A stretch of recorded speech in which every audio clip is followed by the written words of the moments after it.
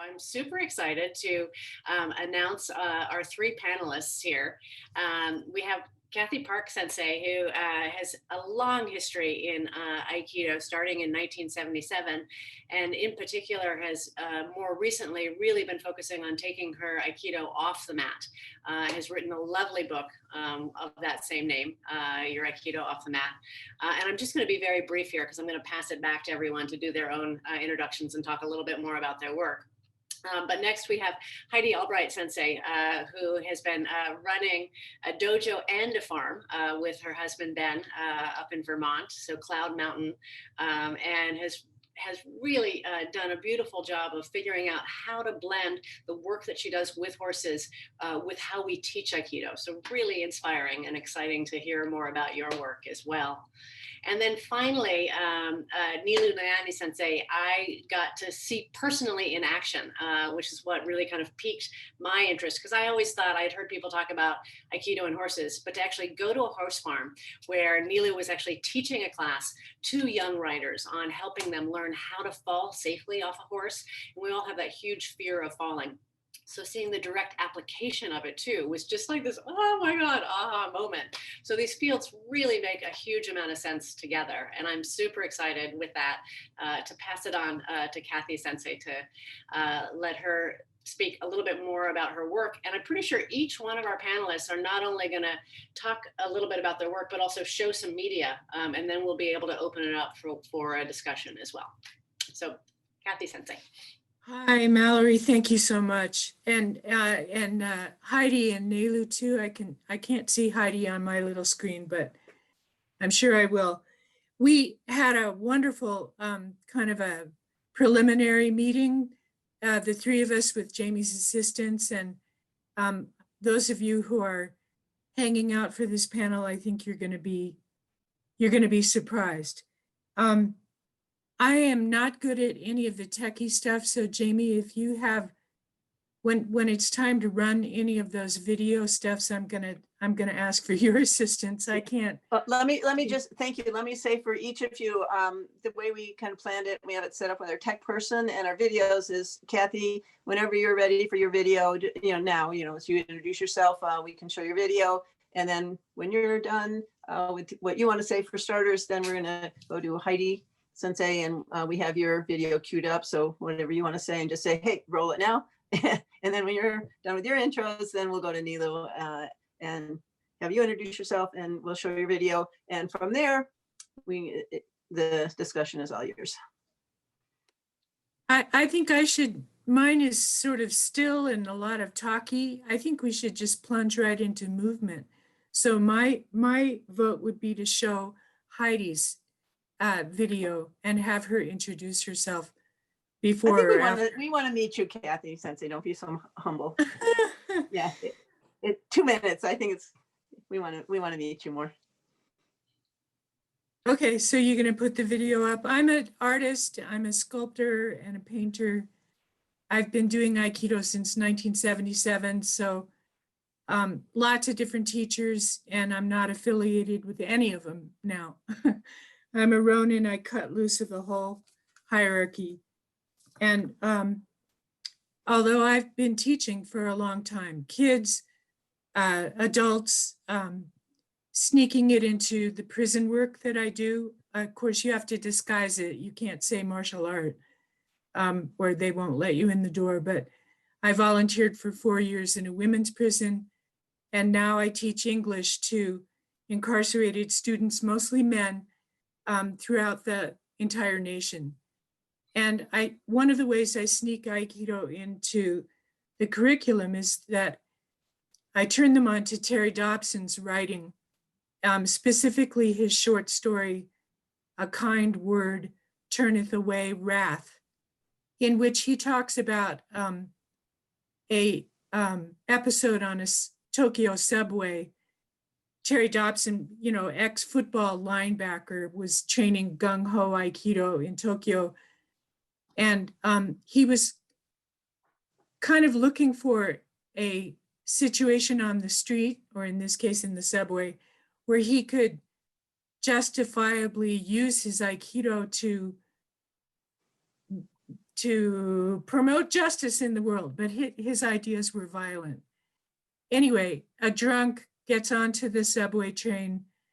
Terry Dobson feels that his ethical light is green to take down this guy because the drunk is pushing old ladies over and stepping on people and just being an asshole. And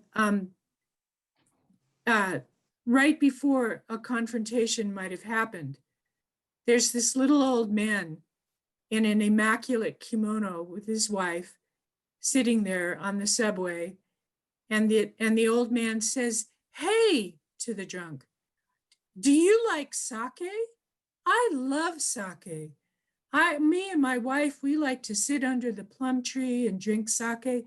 Anyway, the point is the kind word completely diffuses the situation.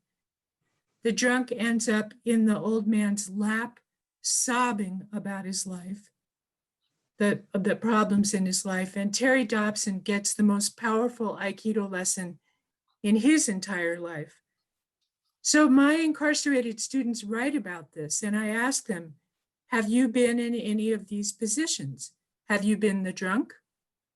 Have you been the guy who's looking for an ethical green light to take the drunk out? Have you been the old man in the kimono? And it's amazing what they write about, because the answer to all those questions is yes. They know exactly what all those three positions feel like. So, Great. I just take Aikido wherever I go. So let's see your video. Okay. The places that you go with your Aikido, and we'll hear those connections with horses of those lessons. Are you doing that, Okay, Jimmy? we're doing it. Yep. Yeah. Our tech, Jason's getting there. He's going to roll it in just a moment. Here we go.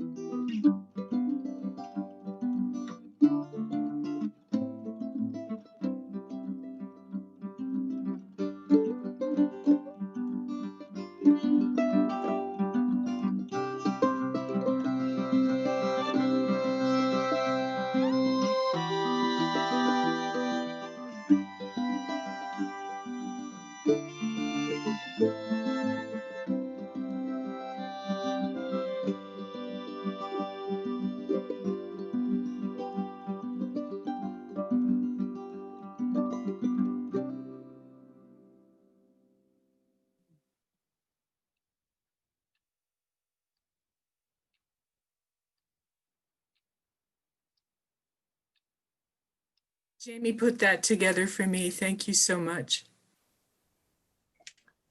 You're amazing. Okay, so where are we on our roadmap now? Are we switching to Neilu or Heidi? Let's switch to Heidi. If Heidi, you would like to just say a few words, and then we'll play your video as well. Sure. Hi, everybody. I'm Heidi Albright. I live in very rural Vermont, about as rural as, well, maybe not quite as rural as you can get, but we're pretty remote in the mountains, right in the center of Vermont. And we have a farm here, and it's been a lifelong dream of mine to work with horses farming. And I just recently started on that path with a small herd of horses.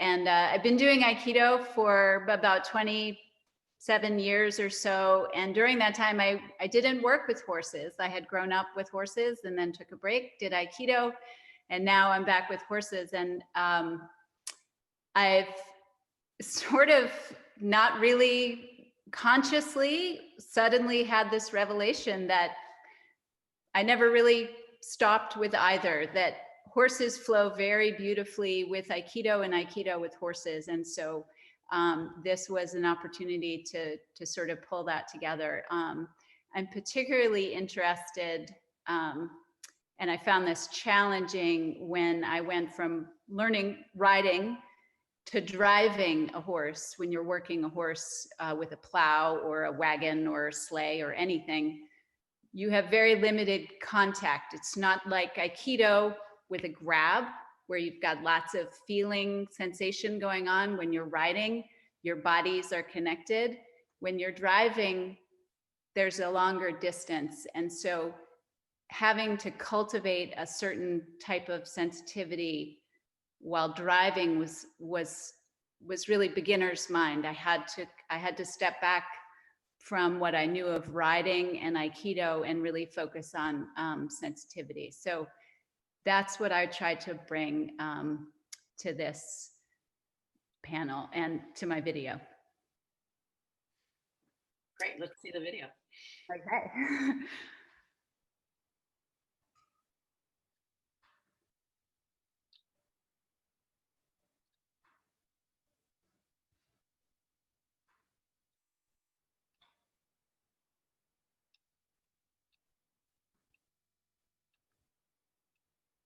Aside from my family, I've had two big loves in my life, horses and Aikido. As a kid, I spent as much time as I could riding barefoot and bareback around rural Vermont. Then I took nearly 30 years off from riding. In that time, I began to study Aikido and to raise a family. My husband Ben and I have a dojo in a tiny town in central Vermont. One of the most important lessons I've learned from both horses and Aikido is how to connect. There's a give and take between uke and nage when we practice Aikido that comes directly through our kokyu, or connection. As in Aikido, there's a similar give and take with horses. This harmony through kokyu, in this case between rider and horse, is what helps us listen to each other. We're both receptive and responsive and can now move off together. You can think of a horse as a really big and sensitive uke. He's placed his trust in me, and I can't abuse that by being insensitive myself. But how do we increase our sensitivity? We have to pay attention to it and work on it, whether we're uke or nage. Cultivating sensitivity is the first step in learning receptivity. When we increase our sensitivity and responsiveness as uke, rider, or horse, we can improve our technique. We have learned how to harmonize by receiving the technique directly through kokyu. Receiving technique is more about receiving information from the connection between you and your partner. It's how you interpret that information. You have to be sensitive enough to perceive where your partner is taking you and what they're asking you to do. Once you feel comfortable with that level of contact, you can extend the distance a little farther. Try it with a different partner. See if you can keep the connection the whole time.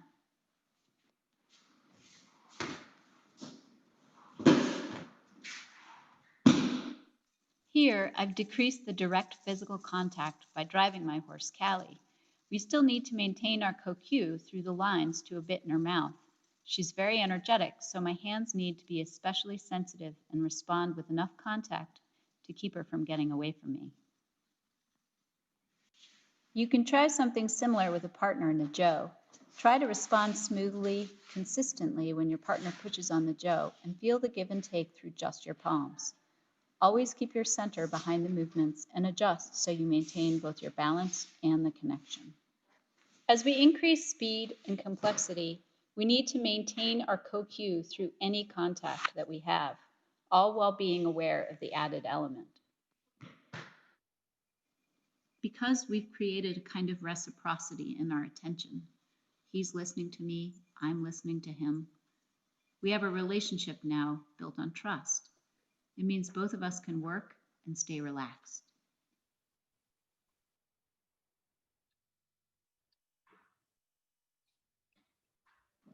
Another exercise to increase our sensitivity to subtle movement involves standing behind your partner and following their movements with very light touch.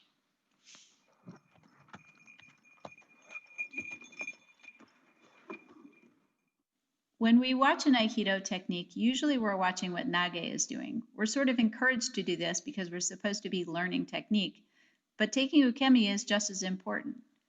You can think of taking ukemi and being sensitive and responsive as a sign of life. If you've ever cast your fishing line into a river or the ocean and caught a dead fish, it's not very fun or exciting. So when you're taking ukemi, you want to be responsive. It's not like you're predicting the movement, you're just there and connected.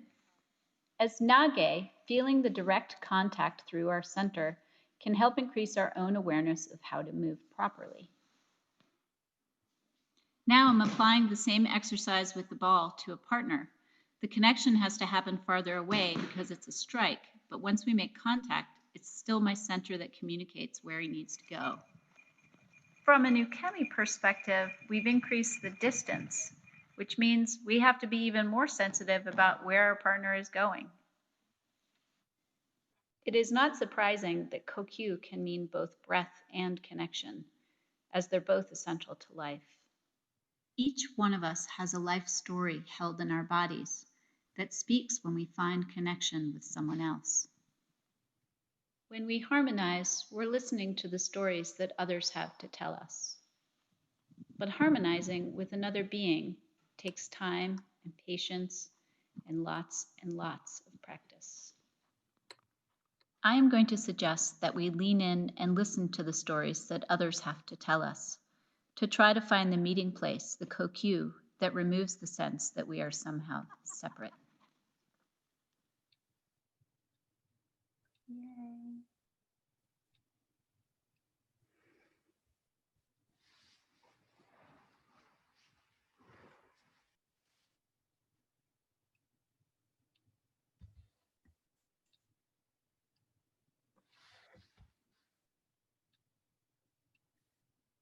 Can't get tired watching that. Yay. Thank you. It's wonderful. Yeah. Well, I owe it to my horses. I think they were pretty, especially Bonnie John. He's the black gelding who is the star there. So Fantastic. Yeah, beautiful. Do you want to say anything more about that process, or I'll hold off on that and then we'll come back after Neilu presents? yeah, unless someone has a specific question, you know, I don't have much to add. So the video kind of says it all. It's just yay. We will hold on to that, everyone. And if you do have questions as the presentation is going, please put them in the chat. But we'll go ahead and get a full look at our panel and then come back. Neilu, please.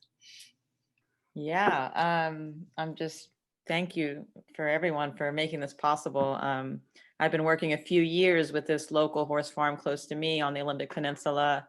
I live in Sequim, Washington, at the northern tip of the peninsula.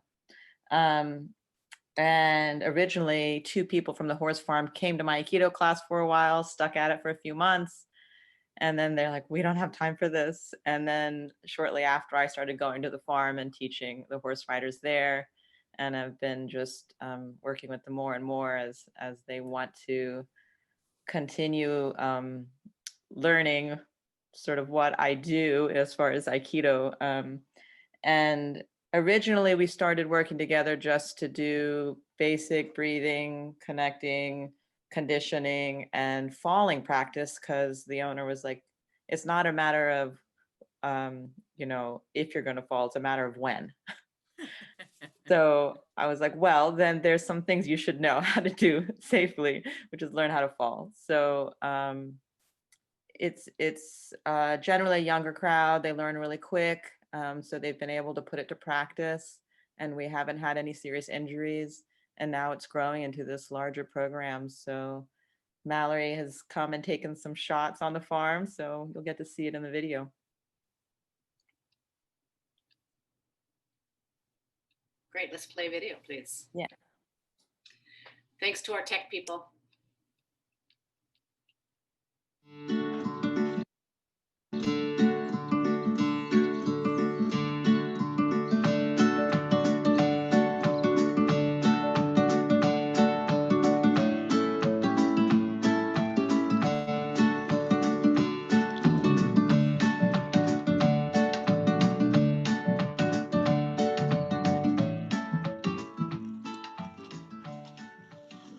Hi, so we're at Freedom Farm, and we have a group, dedicated group of horse riders that have been learning how to fall safely.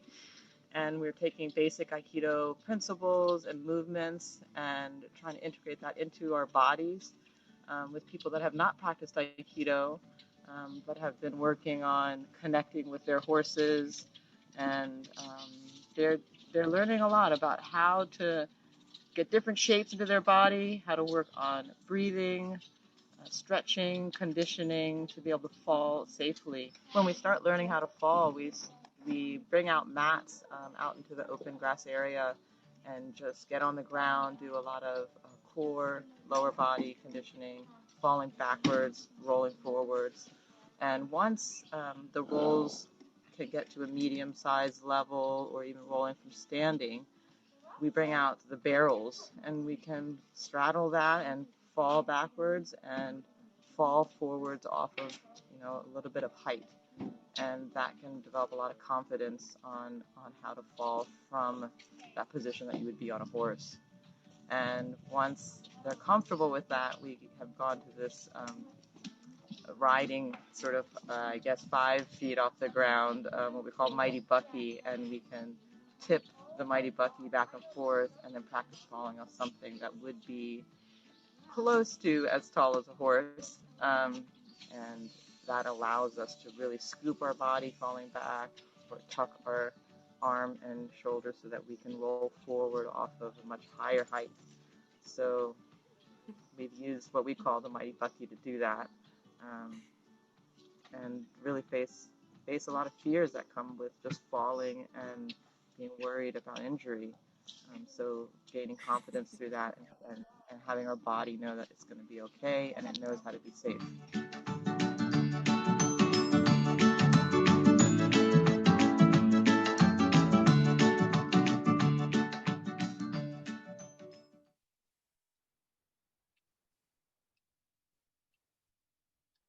Yeah, So me too, Sam. Sign me up. I want to go too. Yeah, thank you, Mallory, for coming and taking, all the videos of the girls. I do want to mention, for me personally, I grew up dancing, and the worst thing in the world was falling. That was like the one thing you did not want to do. So starting Aikido, I had a lot of fear around falling myself, and for the horseback riders also. The way I explained it when I started was, you're trying to stay on the horse, but when, if you're past the point of staying on, I'm going to break down that period when you're falling to meet the ground and try to get out of that safely. So we really initially started with trying to break down that time and that period where you're like, oh, I cannot stay on the horse. I'm definitely falling, period, which has now become really an individual process. Everyone's individually at their own place and working on their own body awareness and movement. And so it's really more of a one-on-one now with each person and where they're at. So it's been, we're just kind of building from there.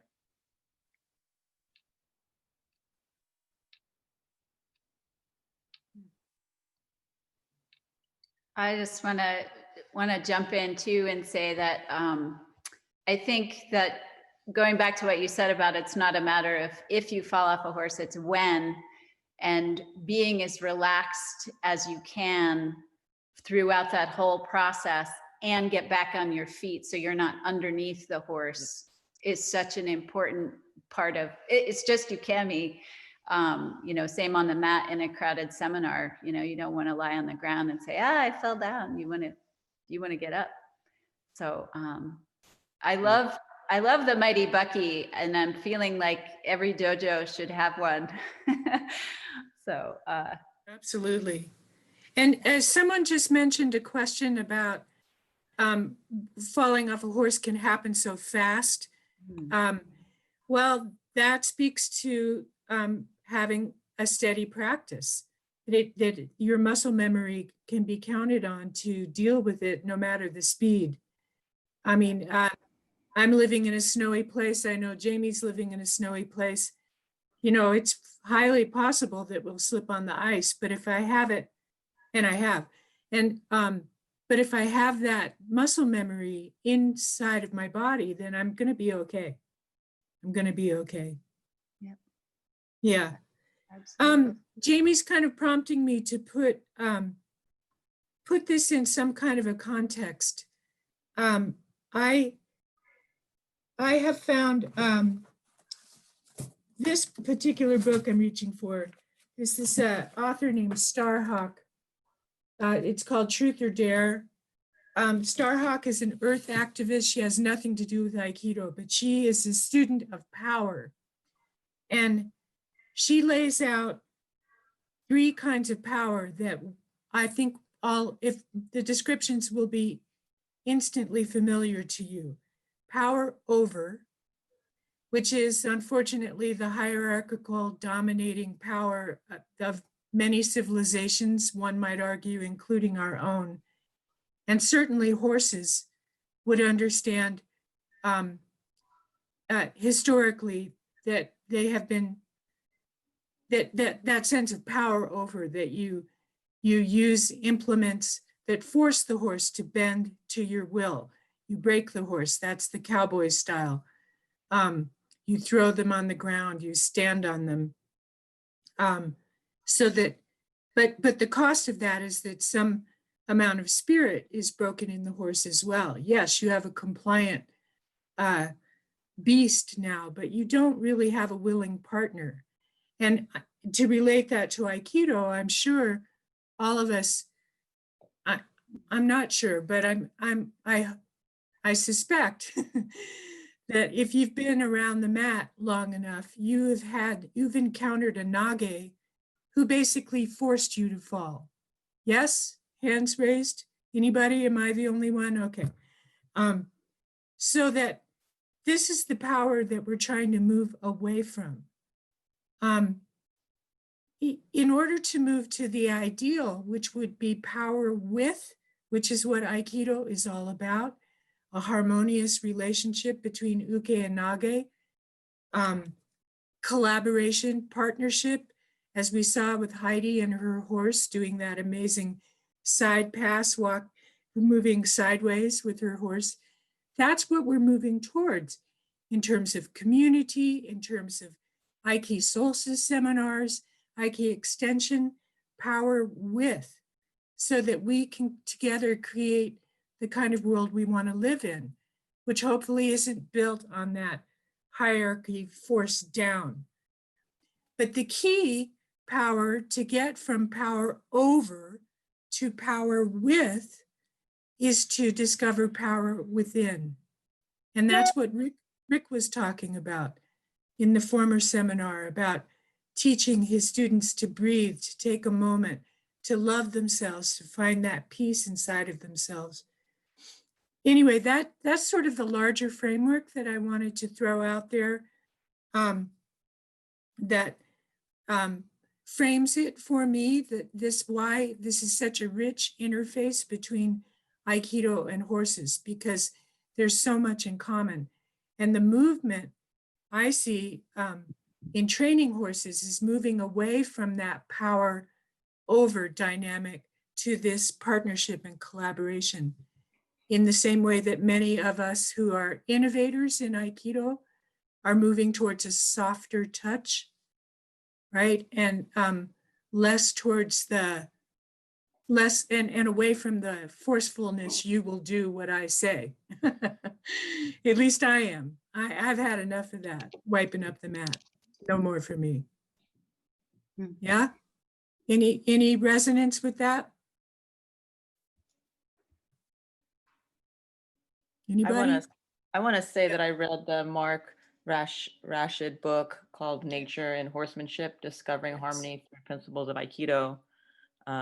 He works a lot with people that are riding horses, but has also done Aikido and talks a lot about specific examples of working with horses and applying the Aikido to that. So that book was, I'll put it in the chat. Yeah, I've met Mark Rashid. It was a wonderful workshop that he taught.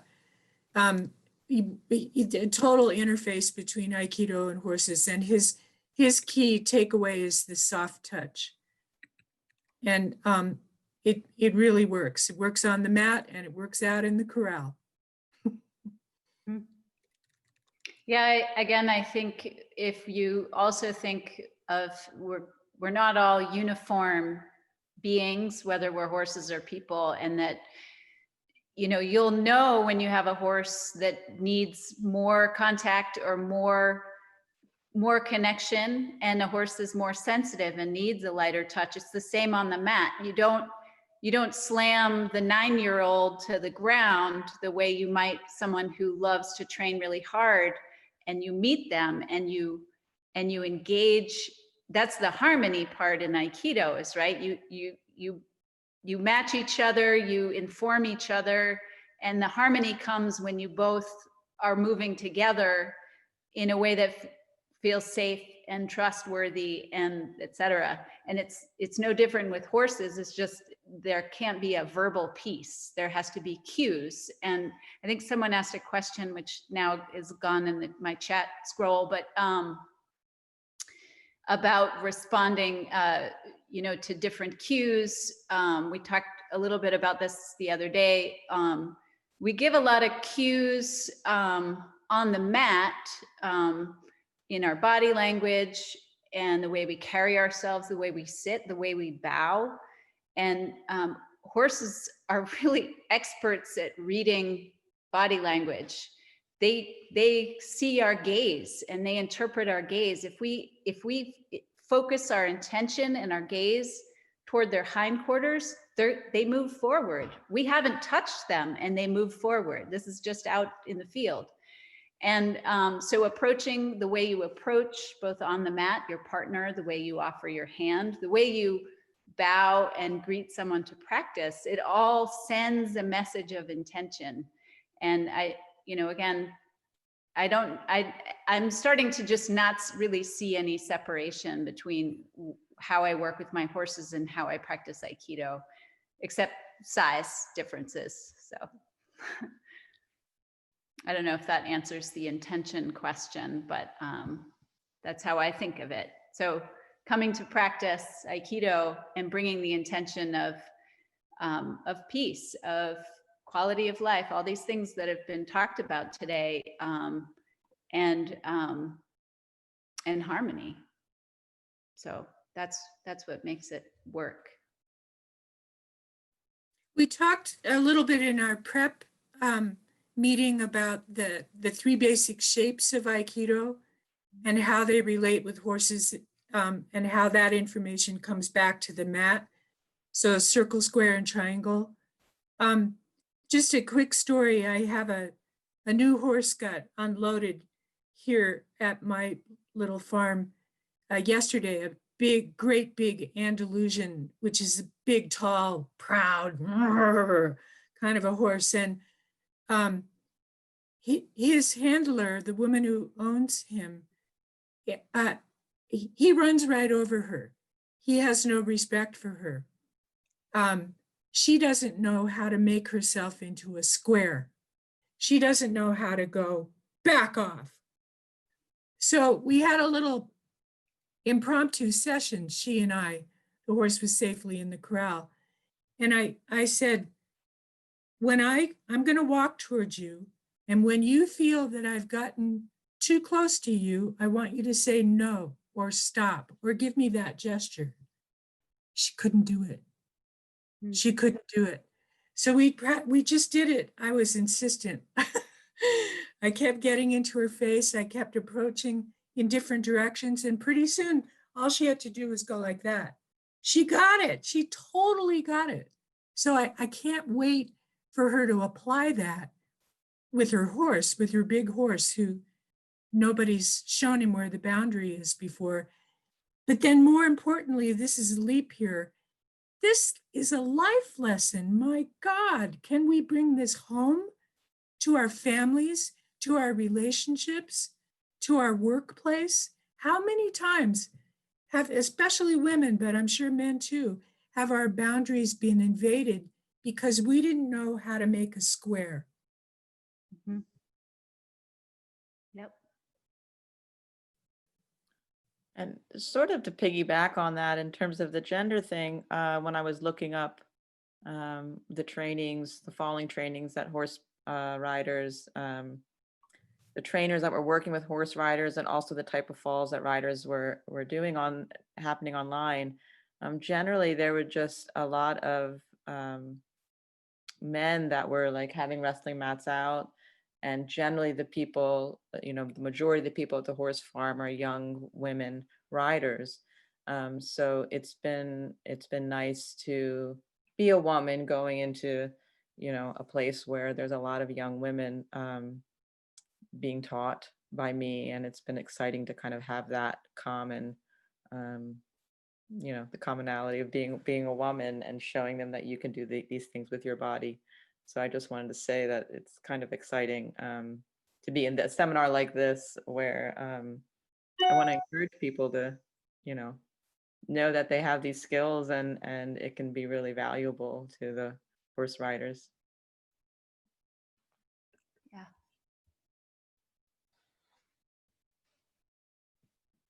I'm curious, is there anyone tuning into this panel who also works with horses, or primarily the folks here just, oh, okay. Does anyone else have anything to share? This is Kay. Oh, sorry. This is Kay. I've worked with horses. I've trained my horse since he was 2 weeks old. And I've done Aikido for many, many years. And I love the connection, but I never really directly applied that connection with the horse in Aikido until more recently. So in the past couple of years, I've been attending a lot of Aikido Sensei's workshops with moving your center and working with your center. So I do that on my horse, and I can tell immediately if it's having a reaction, because, I'll shift to one side just slightly, just with my center, and he reacts. So like you're talking about the sensitive uke, it's really beautiful to test your Aikido on a horse, because they're like, what are you doing? What are you doing? He starts moving. And it's so much fun because I go, oh, okay, I actually am moving my center. I am doing this.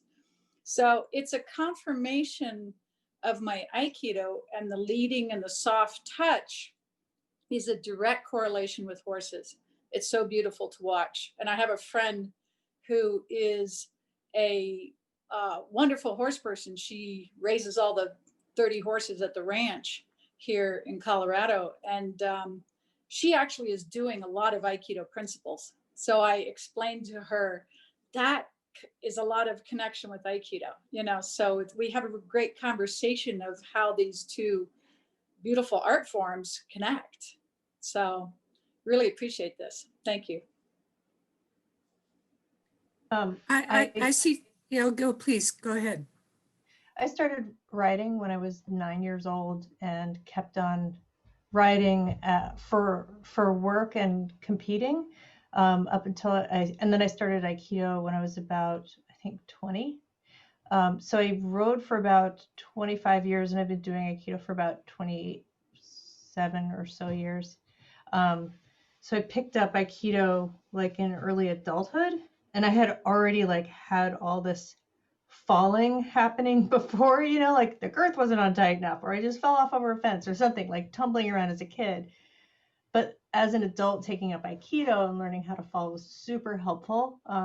As I started moving up in the eventing world and taking on much more difficult courses, which you can see in my picture here. Ooh, I think this was like, I can't remember if it was training level or, yeah, probably something, or prelim. But there were a couple of instances where, well, was one instance where my horse, see how she kind of hangs her knee here a little bit? That was sort of a habitual lopsided thing for her. One time we were coming up a hill and she kind of hooked it on the fence and we both went tumbling over. And I did this like, I'm a lawn dart thing. And because I had been doing Aikido for so long, and I'd been internalizing the falling, I rolled out of it and I stood up. And she was fine, so I checked her out, and everybody was just like, is going to be another like Chris Reeve or a spiral fracture of the forearm or any number of things that typically happen to people when they are at a dead gallop, right, going over cross-country fences. So I just want to say, like, Aikido actually did save my life. So yeah, I think it's a lot about the internalization also of the following and the habituation of it that really makes it important to writing, in particular the type of writing that I was doing. Oh, thank you. I just wanted to say that I grew up around untrained horses as a very small child. And I think something about that feeling of being so outmatched size-wise translated into why I was attracted to Aikido, you know, being a smaller person able to move a larger person. So I'm wondering how you guys feel about that. I mean, the size disparity with a big horse is so massive. How do you deal with that fear and that, you know, disparity? You join it. Who was it? Was it Heidi or Neilu who was talking about being a centaur the other day? Join it. Yeah, it was me. It was you join it. But I'll jump in and say that I think a little bit what Sam was talking about earlier about, you know, finding that place, that really centered place in yourself, and a little bit what you were doing too, of sort of your, you know, you open up your heart and your chest, and that projects something very different to a larger being. And interesting for me, my horses are draft ponies. They're not even full-sized horses. That's always, you know, it's very comfortable size for me. I'm not a super big person. They're still 850 pounds. And the other day I was out in the barn and I was feeling like they were smaller somehow. And I realized that it wasn't obviously a change in either of our physical beings. It was a change in me. And I think that, you know, that's a little bit having less fear, or maybe more centeredness. I'm not really sure. And maybe they're kind of the same thing. So, but I think what Kathy was saying about being able to become a square and set really clear boundaries, whether it's a horse or some guy or just anybody in your life who tends to run you over, being able to find that centered place. Aikido can bring us there, exercises bring us there, riding can bring us there. All of that kind of pulling together and feeling that you can both lose your balance and find your center all in one motion. So in my video towards the end, my horse gives a buck, and he does not normally buck. It was pure luck that we got that on the video, but that was him expressing joy. That's how I interpreted it. Some people might discipline a horse for doing that, but for him it was pure joy. And And so again, matching it and finding that kokyu in the middle meant that it was, you know, it was really kind of fun and an expression of him. So I don't know if that helps with It was clear it made you laugh. Yeah, it did make me laugh. Yeah. He's kind of I have a question that we were talking about. I was mentioning yesterday that Mary Heine was talking about kind of swallowing the samurai Kool-Aid in Aikido training. And I was mentioning that I was at Hombu Dojo, it was 1990, and this limo pulled up, and literally, so Tomi Sensei, Chiba Sensei, Yamada Sensei, they were all in there, and they got out, and they were all dressed in cowboy clothes. They arrived in Japan, and they were all in their, like, you know, 10-gallon hats and their denims and their cowboy boots. And it was kind of like that cowboy thing and mentality, the samurai mentality, this sort of, you know, that maybe that power over, or, you know, that sort of mentality, kind of relating it to Starhawk's work. And so if you all might say something about that. And also, Kathy, what related to me was when you were talking about how you were trying to teach your horse to go backwards, and, you know, was it in the cowboy way or a whole different way? Yeah. Esperanza was pregnant, and so we were on the ground. We were having a grounded relationship, not a riding relationship. And for some reason, I taught her how to back up by very, very gently extending her tail. I won't say pulling, that's too harsh a verb. It's more like I was gathering up her tail and drawing it to me. And she appreciated not being insisted upon. That's that soft touch. She backed right up. What you learn with horses is as soon as they give you what you're asking for, you let go of the pressure, take the pressure off. So I would just play with her. I'd pick up her feet. I'd draw back on her tail. Pretty soon she'd back up.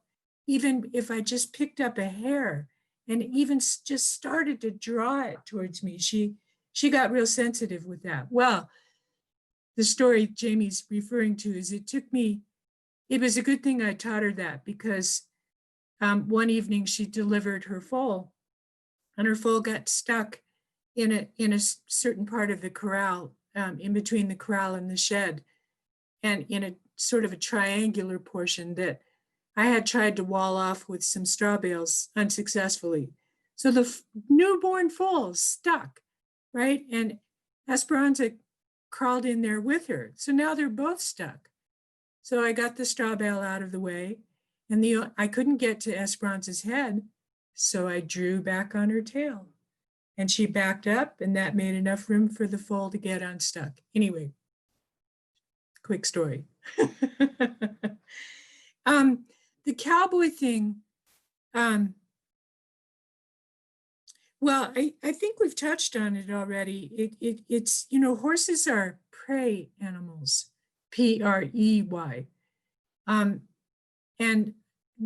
that might seem to make them at a disadvantage to all the predators, but it actually is not a disadvantage, because it means that their awareness of their situation, of their surroundings, is heightened. It has to be for survival. They're very tuned in to what's going on around them, and they're very tuned in to each other. So if one of them catches sight of something suspicious, then they all do. They all do. There was one painting in my slideshow that is called The Price of Freedom, and the rest of that is eternal vigilance, right? And the wild horses especially are very tuned into that. So I'm not sure where I was going to go with that, but if you cue into the horse's sensitivity to their surrounding, it's like they have natural 360-degree awareness. Sam, I think, was asking, where's the horse's center? And I'd say it's pretty darn big. It's like anywhere in their body. They're really, really tuned in. If you join that, then you tap into 360-degree awareness by default. It's a wonderful experience. Anyway, I hope that answers a couple questions. Anybody else need to speak up? Yeah, there's a few in the chat actually. One from my mom is asking, does it take a while for you to be able to communicate with a new horse, or can you just sense each other right away? And obviously this depends on the horse as well, but can you share some stories about that spectrum in your connection to a new horse and experiences around that? I can. You know, I have a new horse out in the corral right now, so I'm kind of in that because I'm going to be needing to be handling him back and forth once he's accustomed to here. But there was a horse here that was a thoroughbred straight off the track, and oblivious up to people on the ground. He'd never been sensitized to that. He'd never been asked to. And he was about to run over me, so I punched him. That's not really an Aikido story, but it's a horse story. And he looked at me like, wow, who are you? You're so small. But he respected me from there on out. Anyway, how are we doing time-wise and all that? I'm super curious about that story, Kathy, because how would you say that that story syncs up with your 3 power over, giving away your power, or power with? There are times where you actually have to. And I would say that's the triangle shape. I had to intervene. I had to do an irimi with him because otherwise I wasn't going to be safe. And he wasn't going to learn how to be around humans. Heidi, you do this beautifully in one of your Aikido movements where you don't even touch your uke. Your extension, he feels it and he moves right back, right? It's my favorite technique in that video. So what I did with this horse was move my hand right to his eye. And you know, self-protection kicked in, and he backed away from me. And then he was respectful from there on out. So I would say that was using the triangle. Yeah. And also I trained in karate, so it comes out now and then. I think I've had to take that tack with an obstinate uke before. And a temi in this And case. I want to say that I think that is Aikido. Yeah, in this case, I made contact, but it worked. And I was going to add to that and say that just because we harmonize doesn't mean that we let ourselves get run over. There's a big difference there. Harmony is like two sides. I don't want to say two sides of a coin, but it's two sides of a whole. And if the horse doesn't even know you're there, you have to make him aware.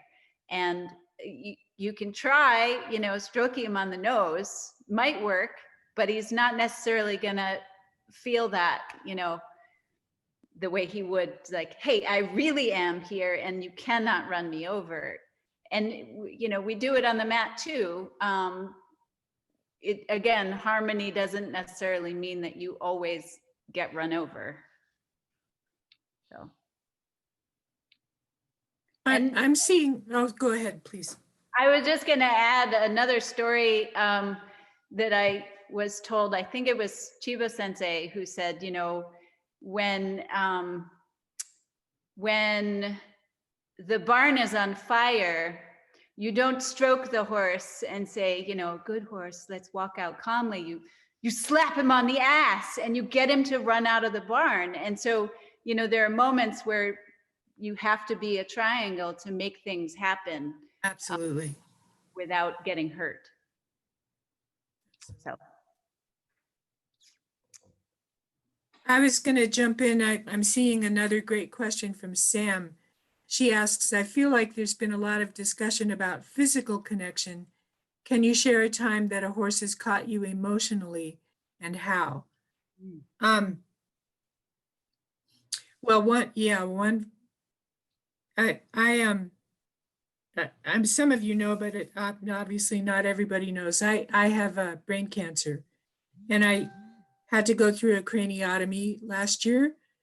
And I swore up and down that my horse was in the surgery room with me. I was riding her. My thighs were super sore after the craniotomy, after the surgery, and I felt like I had been riding her a long time bareback. And then, you have to go through a whole bunch of physical therapy, and they kept saying, God, you walk so strongly. Do you always push off like this? And that was thanks to martial art training. And but what I knew in my heart of hearts is that I wasn't going to get better until I came back home and hugged Esperanza. So she definitely is a big part of my emotional support system, no doubt. And I think she knows it. And I think I'm part of hers. So I don't know, Sam, if that answers your question, but. Thank you. It truly does. And I would love to hear as well from Heidi and Neilu. I would say absolutely. I think that's a good part of the physical connection is an emotional connection. When I decided 4 years ago that I was ready to have a horse again, I went and I looked at a lot of horses. I think I looked at about 10 different horses, and I was looking for something specific because I wanted a horse that could ride and drive. And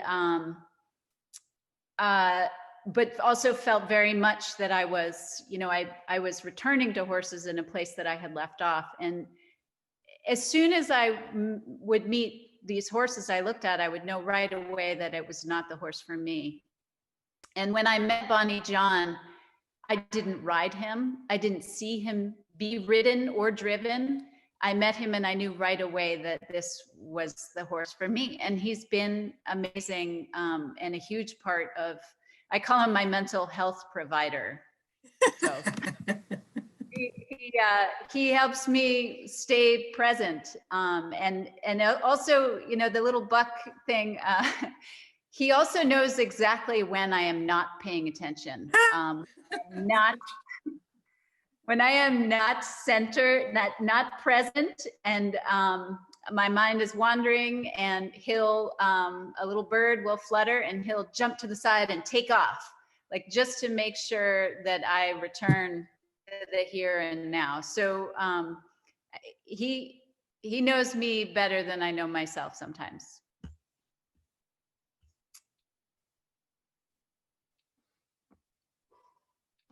And I don't want to ignore your question, but I feel like I have more to offer as far as some other questions coming in the chat. So I'm gonna speak to some of these other questions. How do you work with fear when students come to fear some of the behavior of the horse and fear of falling of the horse and fear on the mat? And I would say that's kind of one of the places I started when I did start, for me, going over to the horse farm with working with that,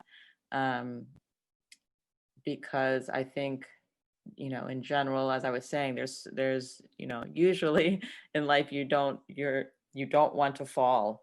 So just breaking that down and talking about the psychology behind that and what's happening once you're falling was one of the first things that I did with the horse riders, and then trying to instead of being so surprised that it's happening, trying to break that down and how time sort of shrinks, and trying to break that down so that when it's happening, you realize you do have choices. Because some of the falls, especially doing jumps, when the horse gets caught, the horseback riders are hitting the ground this way and then their bodies are folding the wrong way. So just that simple act of, this tucking really can save, someone's life and having and being safe. So that was one of the first places we started. And there was a question about empowering students to ride, and I think it's the body awareness that comes through that has really, you know, it's challenging, but also it's valuable to remind the younger riders that being in your body, doing the conditioning, doing the breathing, continually making these practices is something that's ongoing, because your body's always changing. You're always in a different, you know, changing, your horse is changing. Like, so every day making these things practices. A lot of the horse riders actually, I ask them what part of the practice you take away and you do on your own, and what are you really attracted to? And most of them, I mean, over 50% of them say the stretching. Mm. And I also think they might not be getting that in school anymore. That's been most of the feedback I've been getting. It's been from that.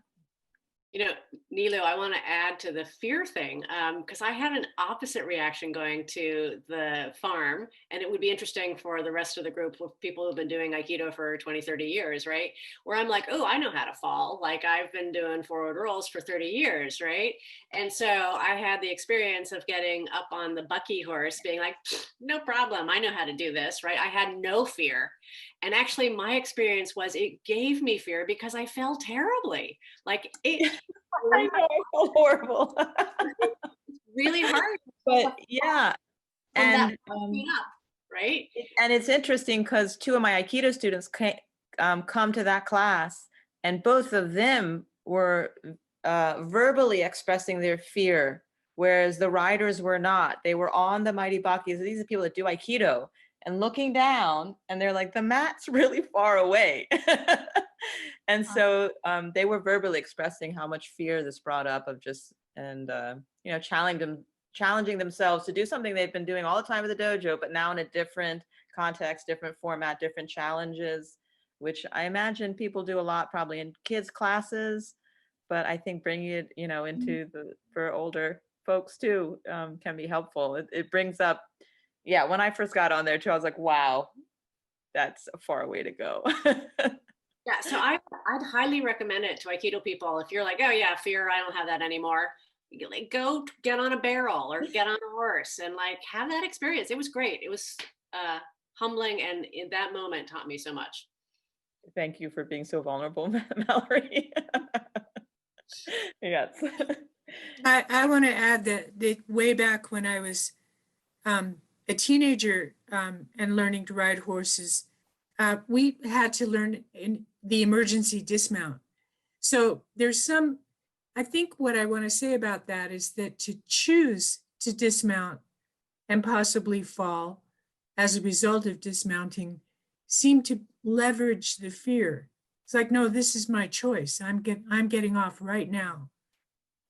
I don't know if that would be helpful for you guys, but this was at a summer camp, and I had an old cavalry guy, and he was like, no, emergency dismount now, you know, and we all had to just leap off no matter what we were doing. It was good. It was good.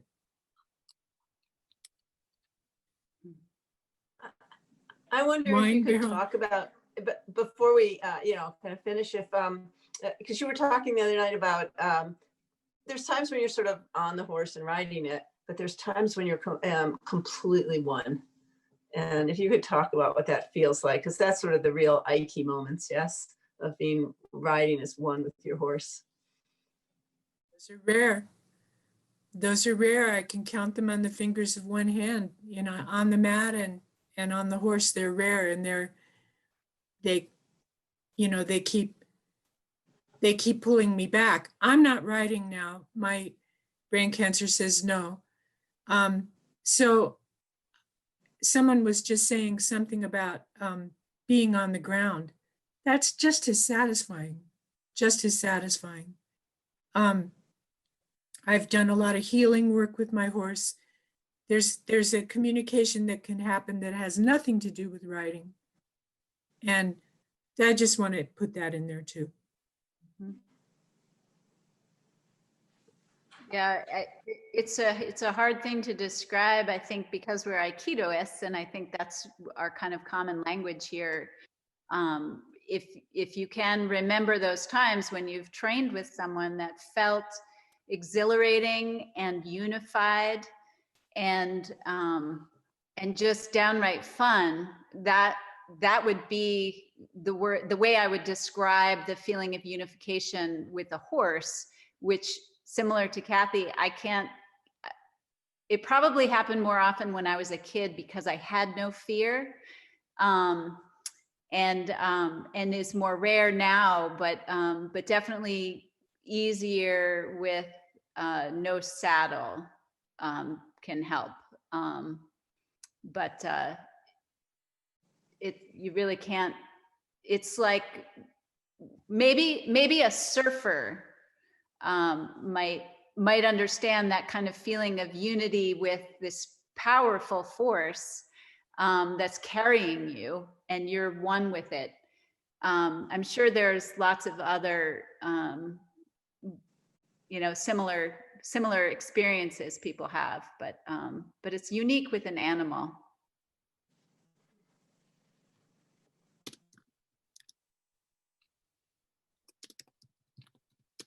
And I can say the woman who owns the farm has just said that through riding her whole life, she's gotten stiffer. So practicing the Aikido is just teaching and relearning that relaxation and allowing that connection has been really valuable for her. I mean, I can see the changes in her body, so I know she can feel it too. And she just recovered from a surgery too, and it's been very valuable for her.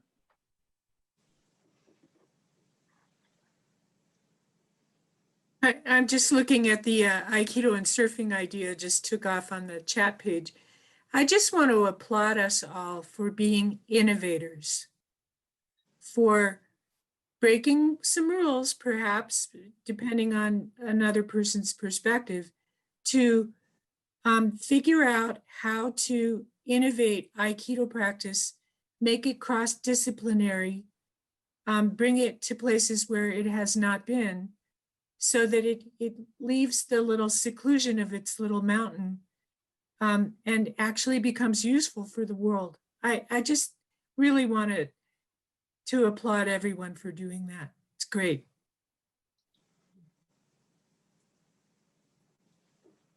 Yeah, I have to say, from visiting the farm too, and everyone being worried about the future of Aikido after this pandemic.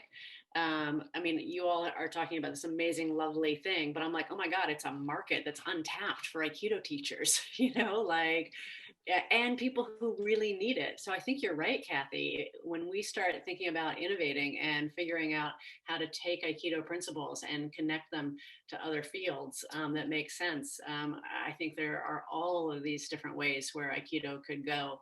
And the three of you are just such an inspiration for really kind of being pioneers in starting that with horses. So it's great to see.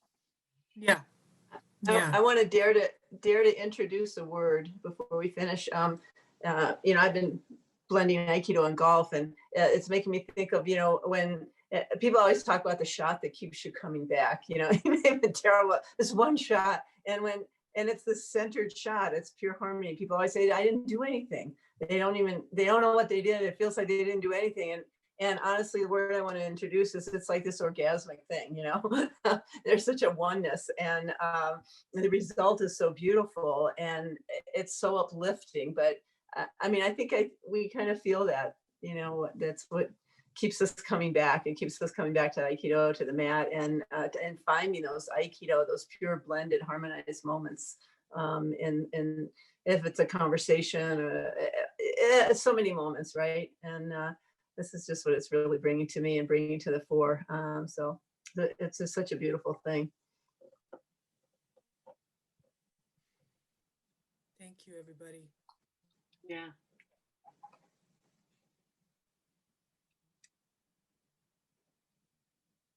Horses and hyper pit bulls. Janice just wrote it. Oh my gosh. I don't know. We have to have dog whisperers, Aikido and dogs, definitely. Yeah, it's a whole different beast. Aikido and cats is clearly Aikido and cats. There we go. Actually, it's no joke to think about cats in particular, because they're also very sensitive to like too much. It's too much sensation. Like, leave me alone, and then they set their boundary, you know. But I just want to jump in and thank everybody for a wonderful weekend. We missed yesterday, but what I was able to catch today was fantastic, and I'm really excited and inspired. Having lived in a very power over structure of Aikido for a long time, and feeling free of that is really, really inspiring. And I think this is a great place to share that, and just say that there's so much good that can come out of Aikido when we're not focused on power structure. So I really appreciate that. Thank you. Power with, yep. Well, I'm going to take that opening as well too, to say I think our whole Solstice committee is on the screen right now too, that we are very much about changing, right, the structural dynamic of it all. And that said, wanting to really open that up. So I love all of the suggestions for panels right here, but we are really wanting to ask that question of who's missing in terms of doing future events. Who are other people in the Aikido world who have been looked over? Who out there would love to join the committee? This is very much an open, collaborative, transparent process. So absolutely wanting to open that wide open, because obviously we are so much better collectively, and we can just see that this weekend. I mean, I just feel like all of the ideas and the connections, the people now that I want to go connect with and see their websites, it's so inspiring. So let's keep that energy going, and just to pass it on to any of the other committee members who want to jump on that theme.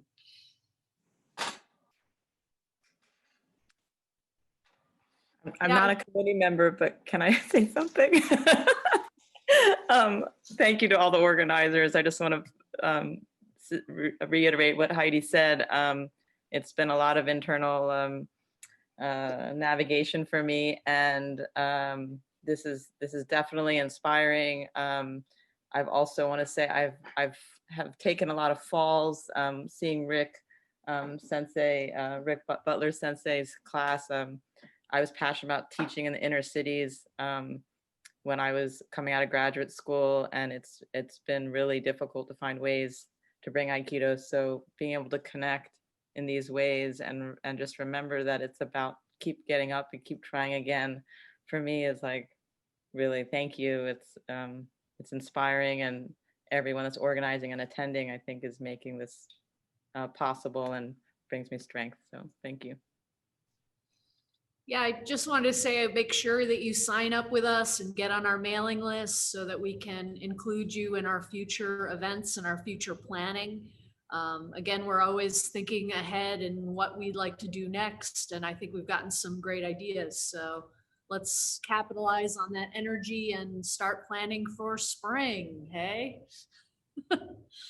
Jamie's so not just solstices now, you're going to have equinoxes as well? Yes, why not? Yeah, why not? Yeah. I love seeing this excitement and people really being inspired to show what they're passionate about. Definitely, I get geeked out and excited even if I don't ride horses professionally or in any real capacity. I love seeing and hearing the connections, and you have the other pet now, Sweeney and Olaf before. But I truly want to hear what folks are interested and inspired by, and also to highlight your work. Obviously, we're not the experts here in whatever you love to do and are good at. So I want to offer this as a call in. Please contact us and share some awesome ideas, and we want to give you a platform to make that happen. I mean, last year someone told me to go out and build something good, and we've been trying to do that, and building up from the bottom up is just so different than trying to fit things into the existing structure and have it trickle down. We know trickle down doesn't work. So you're all part of this. And I mean, I love the variety we had today. And for next time, just everyone who's watching here, anyone you know, let's grow this. Okay. I love that, Janice, that kind of coming from the ground up, and it's just such an open place, right? That to open up our Aikido, open up our training, open up our minds and our hearts and our spirits. And I just feel so enriched by everybody who shared, and by this weekend, by doing Aikido in these kinds of ways and bringing so much into Aikido, and seeing so much come out of all of us from our Aikido. So I just want to say thank you to everybody, and looking forward to our next events, to the equinox.